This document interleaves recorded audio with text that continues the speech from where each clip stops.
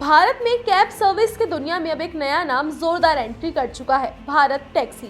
दिल्ली के विज्ञान भवन में केंद्रीय गृह मंत्री अमित शाह ने इसे आधिकारिक तौर पर लॉन्च किया और इसी के साथ ये साफ हो गया कि ये सिर्फ एक और ऐप नहीं बल्कि ओला, उबर जैसे प्राइवेट कैब एग्रीगेटर्स के लिए सीधे चुनौती है। देखिए, चाहता हूं कि अभी भी आप टैक्सी चला रहे हो, सहकार टैक्सी के साथ जुड़कर भी टैक्सी चलाओगे, मगर बहुत बड़ा अंतर है।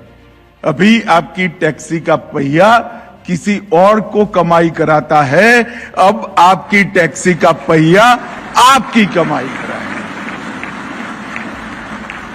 इसके साथ ही लॉन्च के मौके पर ड्राइवरों और यात्रियों के साथ एक भारत टैक्सी रैली भी निकाली गई, जिससे इसका संदेश साफ था, ड्राइवर भी, मालिक और यात्री भी खुश। फिलहाल Bharat taxi app Delhi NCR में सभी यूजर्स के लिए उपलब्ध है।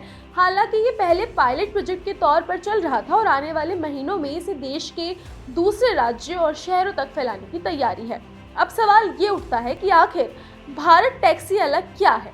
तो सबसे बड़ी बात, नो कमीशन मॉडल। जहां ओला और उबर ड्राइवरों से भारी कमीशन काटते हैं, वहीं भारत टैक्सी में ड्राइवर को पूरी कमाई खुद मिलती है, यानी जितनी सवारी उतनी सीधी कमाई।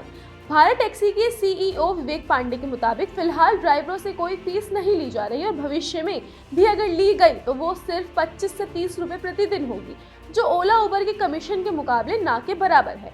अब जरा यात्रियों की बात करें, क्योंकि आखिरकार सवाल यही होता है, मेरी जेब का क्या? तो यहाँ भी भारत टैक्सी बड़ा दावा कर रही है, इस ऐप में सर्ज प्राइसिंग नहीं होगी, यानी भीड़ बढ़ी तो किराया आसमान नहीं छुएगा, जो रेट दिखेगा वही फाइनल होगा। ना कोई छुपा चार्ज, ना कोई आखिरी वक्त का झटका। ट्रांसपेरेंसी और फिक्स किराया सुनने में ही राहत देता है। हालांकि कई लोग ये भी सोच रहे हैं, क्या ये पूरी तरह सरकारी ऐप है? जवाब है नहीं।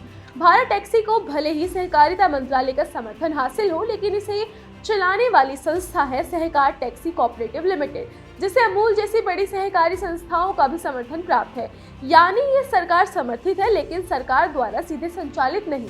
आगे की योजना भी काफी दिलचस्प है। भारत टैक्सी भविष्य में ड्राइवरों को अपनी खुद की टैक्सी खरीदने के लिए सरकारी लोन दिलाने की तैयारी में है, जिससे रोजगार के नए अवसर पैदा होंगे और ड्राइवर सच में आत्मनिर्भर बन सकेंगे।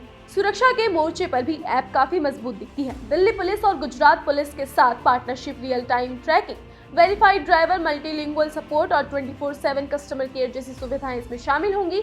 यहां तक कि भविष्य में इसे मेट्रो नेटवर्क से जोड़ने की भी योजना है। लॉन्च के दौरान अमित शाह ने कहा कि भारत टैक्सी ड्राइवरों को सिर्फ कमाई ही नहीं बल्कि सम्मान और गरिमा भी देती है। तो अब सवाल आपसे, अगर किराया फिक्स हो, ड्राइवर खुश हो और सिस्टम पारदर्शी हो, तो क्या आप भारत टैक्सी ट्राई करना चाहेंगे? अगर हाँ, तो हमें कमेंट्स कर जरूर बताएं।